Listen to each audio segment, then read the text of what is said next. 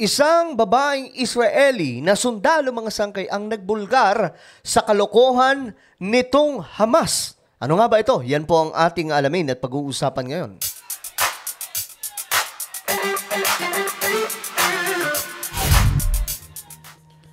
Okay, magandang oras po sa lahat ng mga solid sangkay, lahat po ng ating mga kababayan na nanonood ngayon. Bago tayo mag-umpisa, pag-subscribe po muna yung ating YouTube channel.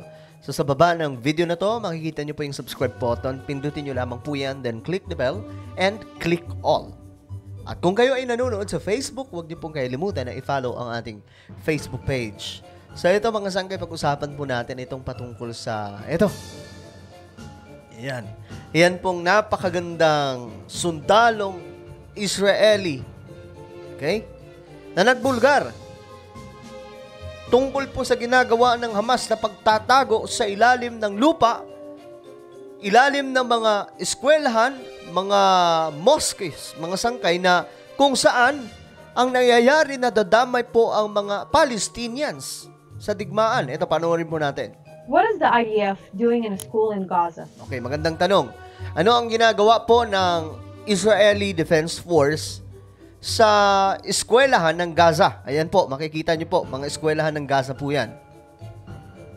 Para po mas malinaw sa ating lahat. This is an illustration based on IDF intelligence.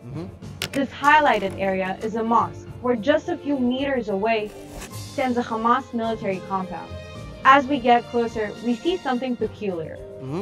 An entire Hamas stronghold deeply embedded in what is clearly a school. After a situational assessment, we have discovered alarming evidence of Hamas's entrenchment in schools, mosques, and hospitals. Grabe oh. Terror tunnel shaft located in a mosque next to a medical clinic. Ang bihira talaga oh. Yan po yung ginagawa. Ito po mga sangkay. Yan ang ginagawa ng Hamas, guys. Yung ilalim ng lupa na yan, ito pong may red, mga sangkay, ayon po sa kanyang isiniwalat, yan po yung kampo ng Hamas sa ilalim. So, bakit dyan? Ang tanong dyan, bakit dyan inilagay ng Hamas yung kampo nila sa ilalim? Para po ang nasa ibabaw na kung saan maraming tao, yan po yung unang tatamaan sa mga raket ng Israel. At kapag nangyari ito mga sangkay, wala pong ibang sisisihin ang United Nations, wala pong ibang sisisihin yung maraming mga tao, kundi ang Israel. Nagigets nyo ba yung point, mga sangkay, ng sundalo ng Israel sa kanyang isinisiwalat? Yan po. Talagang intensyon ng Hamas na madamay po yung marami sa Palestinians. Not only does Hamas store weaponry here, but fires from within the actual classrooms. Grabe. This directly endangers the lives of children and the school itself. Hamas mismo ang nagpapahamak sa mga nag-aaral sa mga eskwelahan, sa maraming mga Palestinians na kung saan pwedeng madamay just in case na magkaroon po ng pag-atake o sumablay yung kanilang mga raket na pinapalipad. Kasi pagkakaalam po natin, napakarami di umanong mga raket nitong Hamas ang sablay at hindi po tumatama sa Israel. Ang nangyayari, bumabalik sa pinanggalingan. So pag bumalik sa pinanggalingan, sino ang tatamaan? Civilians. Yung mga hindi naman talaga kasali. Yung mga Palestinians na hindi naman talaga Hamas, na nasa ibabaw po ng lupa. That is why ang Israel ngayon nakikiusap, maraming beses na actually, nakikiusap po sila sa maraming mga Palestinians na umalis na. Pero ang Hamas, anyway, ang pakiusap ng Israel, umalis para hindi sila madamay at tutulungan sila after ng war. Pero itong Hamas, ano ang kanilang sinasabi? Hindi, huwag kayo umalis. Dito lang tayo, sama-sama natin haharapin ang digmaan na ito.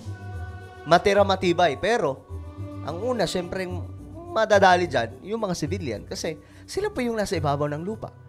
Pero yun mo ngayon, nagtatago po itong Hamas sa ilalim ng lupa. Yun yung kanilang ginagawa. And how long? Ang sabi mga sangkay, pinagandaan daw po ito ng Hamas. May trap umano sa loob na just in case papasok ang Israeli forces, madadali sila. At nag-ready na rin po sila ng pang-medical equipment sa ilalim ng lupa. Ano pa ba? Nag-ready na rin po sila ng maraming mga pagkain sa ilalim ng lupa, sa mga tunnel na yon. Ganyang kauutak itong Hamas. Based on precise intelligence, the IDF successfully targeted these terrorists. So, ayon po sa report, ang IDF di umano mga sangkay ay successful. Ang misyon laban po dito sa mga kampo ng Hamas na nasa ilalim ng lupa. Yet Hamas blatantly endangered civilians to protect themselves. Grabe. Imagine niyo yun. Talagang ang ginagawa po nitong Hamas, ihaharap po nila yung mga civilian. Why? Para maproteksyonan sila. Bukod sa mapuproteksyonan na nga ang Hamas, ang sisisihin pa po ng marami ay ang Israel. Mautak, diba? Yan po, ganyan po kabrutal itong Hamas, mga sangkay. So I hope na magising na po ang lahat. Hamas ay hindi po yung mga good people, Palestinians. Kaya nga, ulitin ko, ako kung tatanungin, sangkay dyan, kanino ka ba talaga pumapanig? Hindi lamang ako pumapanig sa Israel. Pumapanig din po ako sa good people in Palestine or Palestinians good people. Kasi sila po, mga sangkay, ito po, itong ibang mga Palestinians, talagang ayaw po nila sa Hamas. At sa totoo lang, marami po sa mga sundalo, mag-research kayo sa YouTube, sa Google. Marami po sa mga sundalo ng Israel, mga Muslim. For your information lang ha, mga Muslim, i-research nyo. Sila po mismong tumutugis sa Hamas. Why? Alam po nila ang intensyon ng Hamas. Noon pa pala ito ginagawa. Ayon nga po sa mga Filipino. Ito pwede magkwento dito yung mga nag-work dyan sa Israel. Kindly, please, isulat nyo yung mga opinion nyo dyan about sa nangyayari talaga sa Israel. But ayon nga po sa nag-inform sa atin sa totoong nangyayari sa Israel, itong Hamas matagal na po palang pinapasok ang Israel. Ang rason kung bakit marami pong nakakandado na mga Palestinians na not pro Hamas, kundi Hamas mismo sila. Bakit? Marami nandun, nakakandado sila sa Israel. Dahil magagaling daw po ang intel ng Israel, nahuhuli ka agad kung asan po yung kanilang gustong gawing Kasi talagang napakadelikado daw talaga kung magtatagumpay. Same sa nangyayari dito sa Pilipinas, di ba? Bigla na lang may sumasabog. Ganun din po sa Israel. Napapasok daw po sila. Kaya nga lang, nung una daw, naging matagumpay yun. Pero nung katagalan na hindi na. Kasi sobrang gagaling at high-tech na po ngayon ang Israel. Kaya hirap na po dito ang Hamas.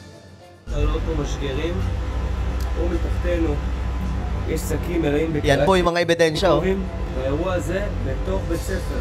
The IDF must eliminate Hamas and stop them from ever putting civilians in such danger ever again. Okay. The IDF is at war with Hamas, not with the people of Gaza. Ayun, ang klaro. Ayan, mga sangkay, tingnan nyo na lang. The IDF is at war with Hamas, not with the people of Gaza. And I hope that naiintindihan na po ngayon ng marami. Kasi may mga iba nagpapakalat ng fake news sa sinasabi po nila na ang Israel ay nakikipagdigma laban sa Palestine. No! Guys! Gising! Ang Israel, ang kaaway po ay Hamas. The same. Same with the people of yung mga Muslim na sundalo ng Israel. Ang kaaway po nila ay Hamas. Hindi po Palestinians. At ang katotohanan nga, ang Israel po ang nagpoprotekta sa Palestinians. Yung hospital, mga sangkay na pinagtataguan sa ilalim ng lupa nitong Hamas, na napapalibutan na po ngayon ng mga sundalo ng Israel. Sino ang nagsusupply ngayon? Kasi ang ginagawa nitong Hamas, ninanakawan po yung fuel ng hospital na yun, ninanakaw ng Hamas. Maging yung mga medical equipments, wala pong pakialam. Hindi lang po nakaw, talagang kinukuha po nila ng sapilitan. Kaya ang IDF, yung Israeli Defense Force, sila po yung nagatid ng fuel, mga kagamitan sa medical, ano pa ba, marami pa pong ibang tulong. At ngayon nga, ang pangako ng IDF, ng Israeli government, is to help Palestinians people after this war against Hamas. Okay? So, ano po ang inyong opinion, mga sangkay, sa malaking katotohanan na isiniwalat ng isang sundalong babae ng Israel? I-comment nyo lamang po sa ibaba. And now, I invite you, please, subscribe my YouTube channel, Sangkay Revelation. Hanapin nyo po sa YouTube, then click the subscribe, click the bell, and click all. Ako na po ay magpapaalam hanggang sa muli. This is me, Sangkay Zanjan. Palagi nyo pong tatandaan that Jesus loves you. God bless everyone.